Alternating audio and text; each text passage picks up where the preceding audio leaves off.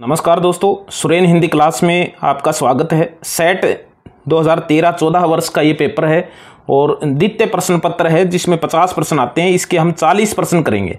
40 प्रश्न इसलिए क्योंकि अंत के जो 10 प्रश्न हैं वो हमारे सिलेबस से संबंधित जो है वो पाठ्यक्रम से संबंधित नहीं है, वो अन्य बिंदुओं से संबंधित हैं जो हमारे पाठ्यक्रम में नहीं है। तो इसके पहले 40 प्रश्न हैं जिसमें पहला प्रश्न है कि निम्नलिखित में पूर्वी हिंदी की बोली है। तो पूर्वी हिंदी की जो बोली है वो अवधी बोली है। अवधी जो है वो पूर्वी हिंदी में आती है। इसमें देखिए दूसरा प्रश्न है, केंद्रीय हिंदी निदेशालय द्वारा निर्धारित मानक हिंदी वर्णमाला के संबंध में कौन सा कथन असत्य है। तो केंद्रीय हिंदी निदेशालय जो है उसके संदर्भ में जो है ये कथन असत्य कौन सा है मानक हिंदी वर्णमाला के संबंध में। स्वरों की संख्या 11 है, ये सही है। अनुस्वार का चिन्ह रखा गया है, ये भी सही है। चंद्र बिंदु के स्थान पर अनुस्वार की स्वीकृति दी गई, ये गलत है। यानी चंद्र बिंदु के स्थान पर अनुस्वार की स्वीकृति केंद्रीय हिंदी निदेशालय ने वर्णमाला के संबंध में नहीं दिए। चंद्र बिंदु के स्थान पर चंद्र बिंदु ही लिखा जाए, अनुस्वार के स्थान पर अनुस्वार। संयुक्त व्यंजनों की संख्या 4 है, ये भी सही है। तो ये तीसरा जो है वो गलत है। देखिए इसमें ब्राह्मी लिपि जो है, ब्राह्मी की उत्तरी धारा से किस लिपि का विकास नहीं हुआ। तो इसमें गुप्त लिपि का विकास हुआ है, ग्रंथ लिपि का विकास नहीं हुआ है।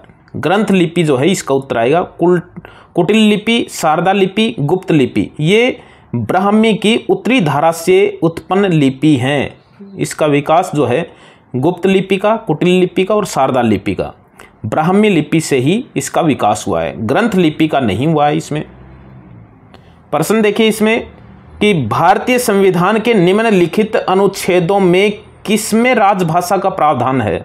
तो राजभाषा का प्रावधान अनुच्छेद 343 से 351 ईस्वी तक जो है वो इसमें आएगा। पांचवा प्रश्न है, हिंदी साहित्य के इतिहास के काल विभाजन तथा नामकरण का कार्य सबसे पहले किसने किया।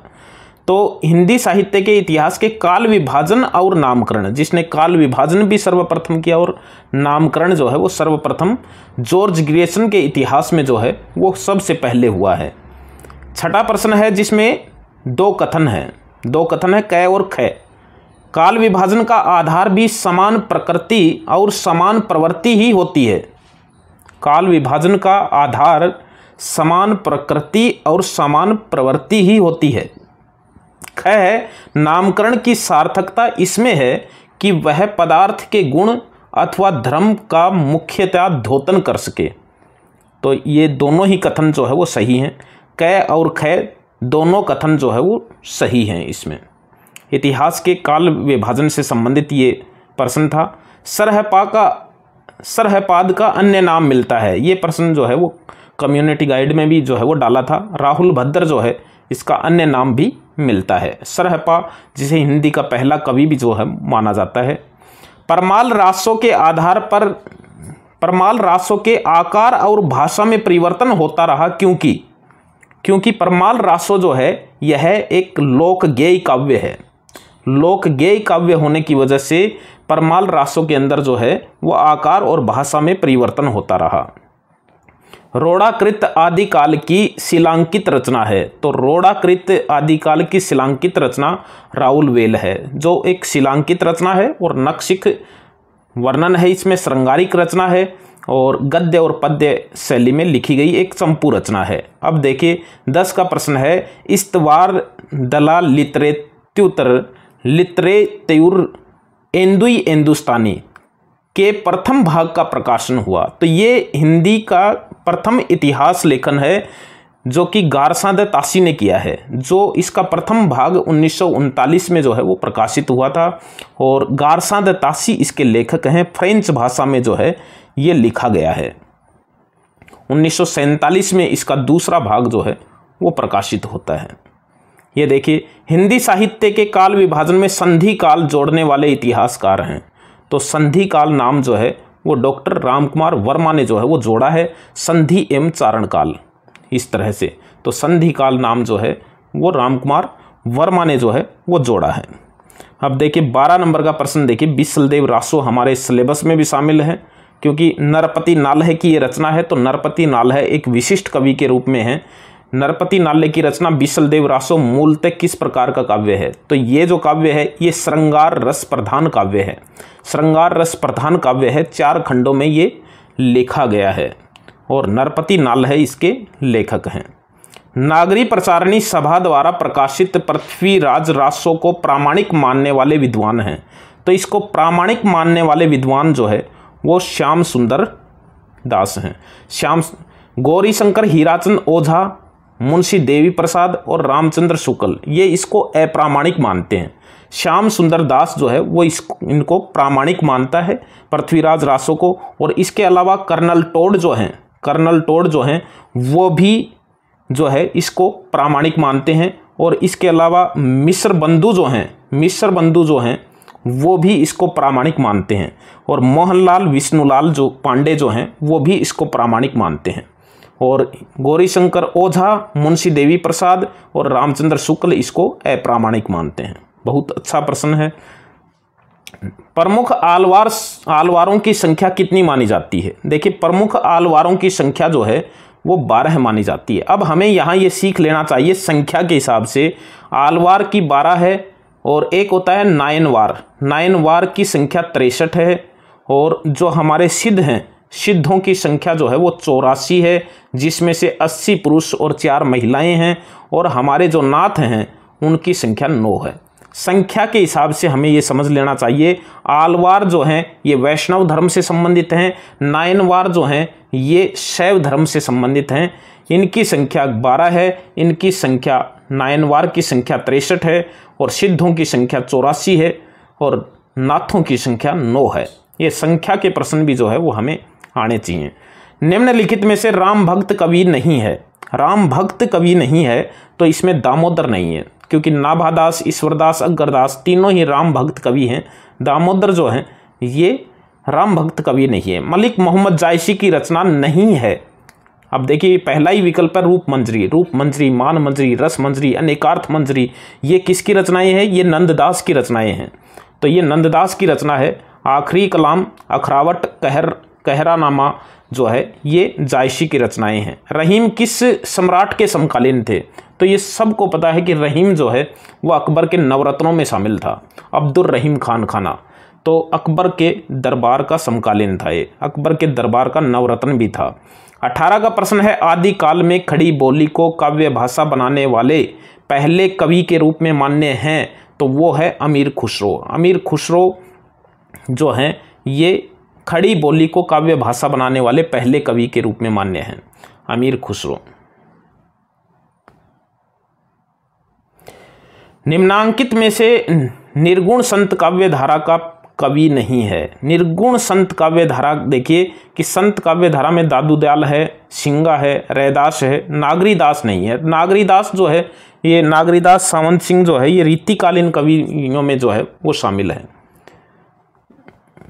भरमर गीत की रचना किसने की? ये एक डिलीट प्रश्न है, इसलिए क्योंकि सूरदास और नंददास दोनों ही भरमर गीत की रचना में नाम आते हैं। तो ये प्रश्न जो है वो डिलीट है, क्योंकि दोनों ही विकल्प में है। ये कौन सी रचना विद्यापति की नहीं है? विद्यापति की रचना देखिए, पदावली तो है ही, कीर्ति लता भी है, कीर्ति पताका भी है, कवित रत्नाकर तो सेनापति की रचना है। कवित रत्नाकर सेनापति की रचना है, न कि विद्यापति की। ये प्रश्न कितनी बार रिपीट हुआ है? सारे ही प्रश्न अब तक जो पढ़े हैं वो लगभग सब ऐसा लगता है जैसे पिछले प्रश्न पत्रों में हमने कर लिए हैं। भगतन को कहाँ सीकरी सो काम, यह पंक्ति इनमें से किस कवि ने किसके सामने कही है? तो कुंभन दास ने अकबर के सामने कही है, क्योंकि अकबर की राजधानी इसमें फतेहपुर सीकरी है। और वहीं जाकर अकबर के सामने वो कहता है कि हम तो भक्त हैं, हमारा जो है वो सीकरी से कोई काम नहीं है, फतेहपुर सीकरी में कोई काम नहीं है। संतन को कहाँ सीकरी से काम, भगतन को कहाँ सीकरी से काम। तो ये कुंभन दास ने अष्टछाप का कवि था, कुंभन दास, उसने जो है ये बात कही है। वैली कृष्ण रुक्मणीरी ये पृथ्वीराज की रचना है। वैली कृष्ण रुक्मणीरी के संदर्भ में कौन सा युग्म सुमेलित है? तो इसमें भक्ति काल की रचना के अंदर इसको रखा जाएगा। वैली कृष्ण रुक्मणीरी जो है वो कृष्ण भक्ति के अंदर जो है वो इसको रखा जाएगा। कृष्ण काव्य धारा के अंदर भक्ति काल की, सगुण काव्य धारा की, कृष्ण काव्य धारा में भक्ति काल में रखा जाएगा इसको।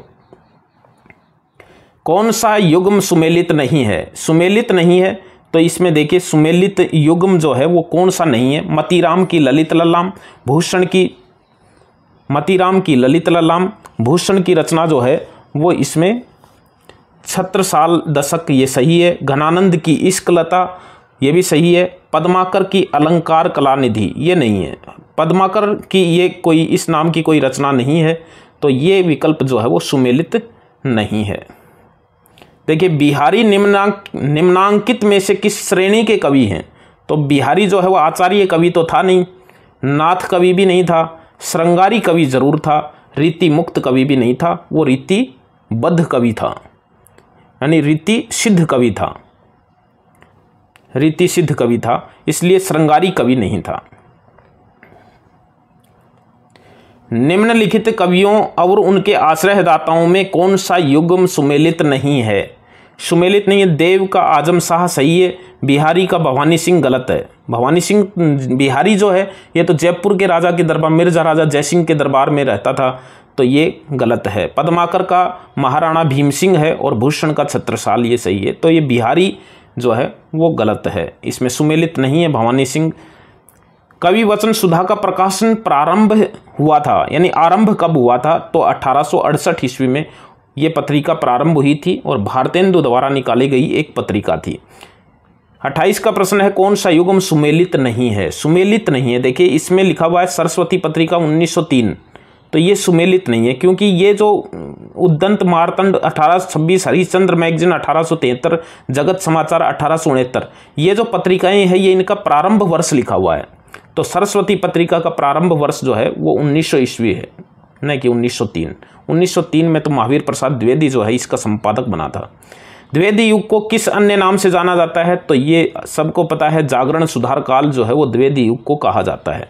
मैथिली शरण गुप्त की रचना नहीं है, तो पंचवटी उनकी रचना है, यशोधरा रचना है, साकेत भी उनकी रचना है, और वैदेही वनवास जो है वो अयोध्या सिंह उपाध्याय की एक रचना है, वैदेही वनवास। गर्भरंडा रहस्य किसकी रचना है? तो ये रचना जो है वो नाथूराम शर्मा शंकर की रचना है, प्रसिद्ध रचना है, खूब इसका प्रश्न आता है। नाथूराम शर्मा शंकर की रचना है। जयशंकर प्रसाद की रचना नहीं है।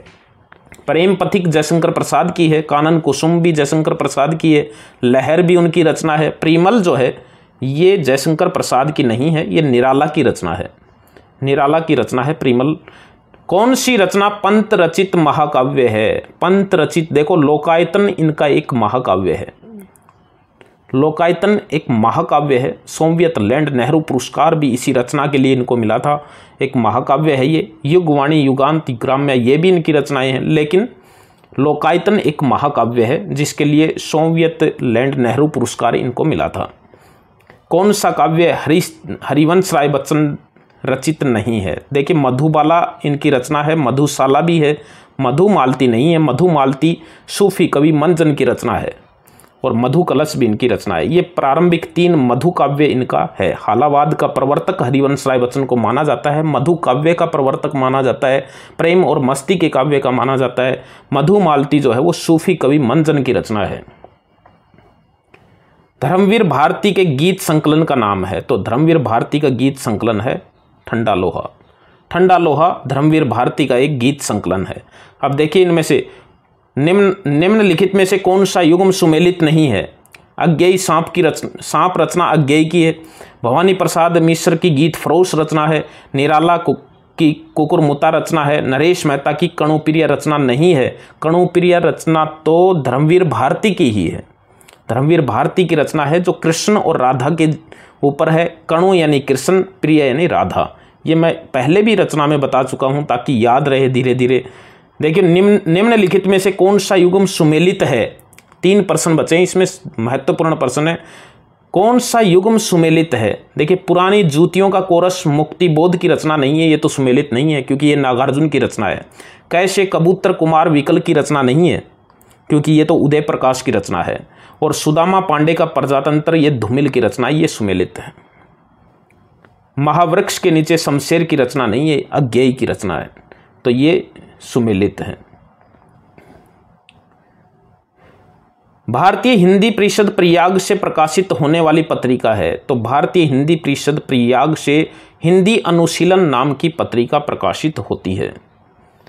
दो रचनाकारों द्वारा संयुक्त रूप से लिखा गया उपन्यास है, तो 1 इंच मुस्कान है। राजेंद्र यादव और मन्नू भंडारी पति पत्नी दोनों ने मिलकर के इस उपन्यास को लिखा था। राजेंद्र यादव और मन्नू भंडारी दोनों ने मिलकर इस उपन्यास को पढ़ लेना। मन्नू भंडारी को, क्योंकि पिछले ही वर्ष नवंबर में इनका निधन हुआ है, 2021 में मन्नू भंडारी का।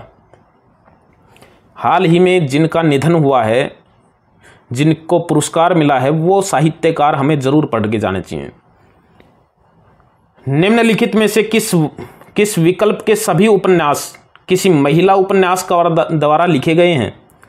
यानी निम्नलिखित में से किस विकल्प के सभी उपन्यास, अंतिम प्रश्न है ये, किसी महिला उपन्यासकार द्वारा लिखे गए हैं?